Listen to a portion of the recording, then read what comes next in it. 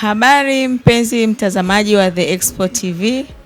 Karibu kwenye kipindi cha mtaani kwetu ambapo nimeenda kukutana na wakala wa bima.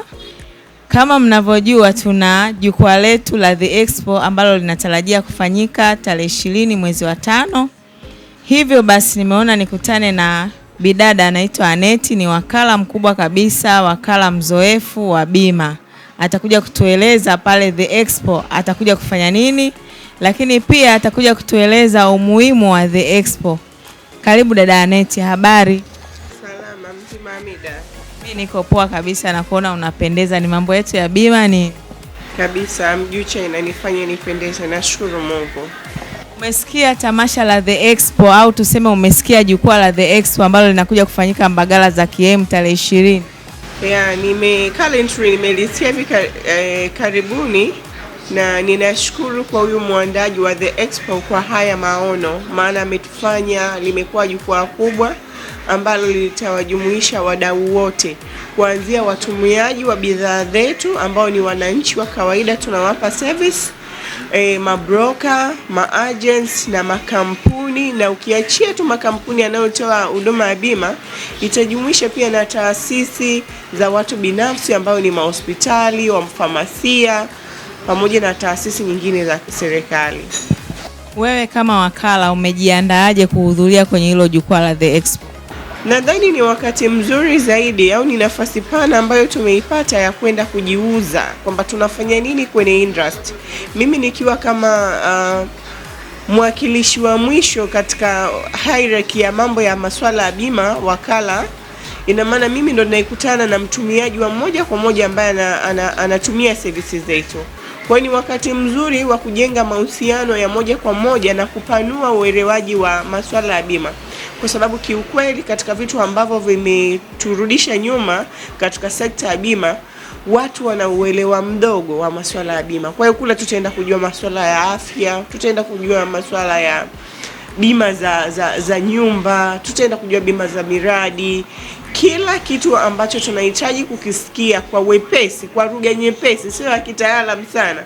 Kwa sababu unapotaka kumfikia mtumiaji wa mwisho, nenda na lugha ambayo wanaitumia mitaani. Kwa The Expo imetupa draft nzuri au folder nzuri ambayo watu wote tutakutana na tutafikisha ujumbe kwa jamii. Wewe kama wakala Aneti, hebu iongelee bima kidogo ili wananchi waelewe bima ni nini, hata kama watakuja kwenye The Expo wao wanajua bima ni nini na faida zake ni kitu gani. Kwa kifupi kabisa ninaweza kusema bima ni ile hali ambayo inakulinda wewe dhidi ya majanga.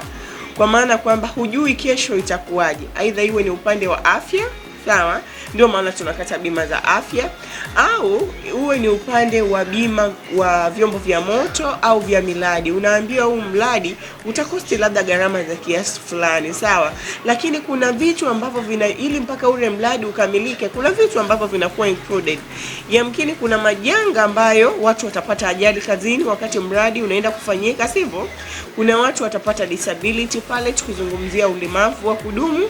Sasa pale ndiyo nafasi ya bima inachukua nafasi, kwa maana kwamba tunahakikisha kama mtu yule alikatia bima ya mradi, kuna watu ambao wataenda kulipwa au kufaidika wale kwa zile hasara ambazo wamezipata wakati mradi unachukua nafasi. Pia katika upande wa hivi labda vyombo vya moto vinamlinda mtu dhidi ya majanga mbalimbali. Mtu ameibiwa gari limeungua moto, lakini nadhani watu wengi wanajua tu kwamba ninakata bima ili nijilinde dhidi ya traffic ambaye nakutana naye, kitu ambacho ukiangalia si ukweli. Au mtu anakuambia ninakata bima ili tu kuepusha usumbufu, lakini hajui kwamba ile bima ikitokea ameua mtu, jamani mtangazaji, uhai wa mtu unaweza ukarudishwa, si kweli? Kwa hiyo ina maana bima itakuingilia pale kati, itaenda kukava ile losi ambayo familia imeipata kwa kuweza compensate, sawa?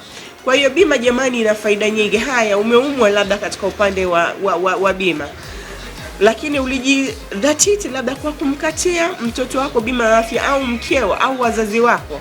Kwa hiyo huna mashaka ya namna gani baba yako ambaye yuko Songwe vijijini kwamba safari hii mimi sina pesa.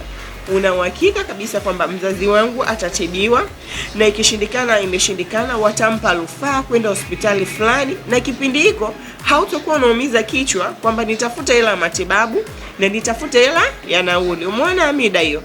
Kwa hiyo watu hatupanuki au tulikuwa hatujapata fursa nzuri ya kuzungumzia namna gani bima hii inaweza kukuokoa katika nyakati gani. Au labda kwa mfano kuna hizi bima za nyumba. Watu wengi wamekuwa hawajui bima ya nyumba wala hawaoni umuhimu, au wanahisi kwamba ni watu labda wenye mahoteli, wenye nyumba ambazo ni luxury mansion ndio wanatakiwa kukata. Kumbe labda hata mimi ambaye ni mkazi wa kawaida, Mungu kanijalia kwa kujidunduriza, nimejenga nyumba yangu ya milioni 30, milioni 50. Kiuhalisia na natakiwa nifanyeje? Nikatie bima, kwa sababu leo na kesho kutwa yakaja majanga ya moto, sawa yakaja majanga labda ya kuvunjukiwa au kuna calamity nyingi sana ambazo zinaweza zikatokea, sawa. Hivyo vyote vinakuwa vinafidiwa katika bima. Kwa nadhani The Expo wamekuja wakati mzuri sana. Sisi tutaenda kuambia watumiaji au walaji wa bidhaa zetu, wananchi wa kawaida, iwe ni taasisi, iwe ni kampuni, mtu mmoja mmoja, jamani, bima ina faida hii, na unapoiacha ukakaa mwenyewe, asala yake utakayopata ni hii. Si tu unakata kwa ajili ya kuridhisha vyombo vya usalama, bali unajilinda mwenyewe dhidi ya majanga. Yes. Shukuru Aneti. Kwa hiyo unaamini The Expo itakuja kuwakomboa watu kwa maana hawana elimu? Kabisa. Nadhani katika changamoto ambayo tulikuwa tunakutana nayo ni kutopata jukwaa la kuongelea haya masuala. Siwezi kuisemea vibaya kwamba serikali haijitahidi, inajitahidi kwa nafasi yake, lakini majukwaa ya sisi ambao labda ni mabroker, ni maagents, kuzungumza na wananchi moja kwa moja kwa wingi kwa wakati mmoja hajawahi kutokea.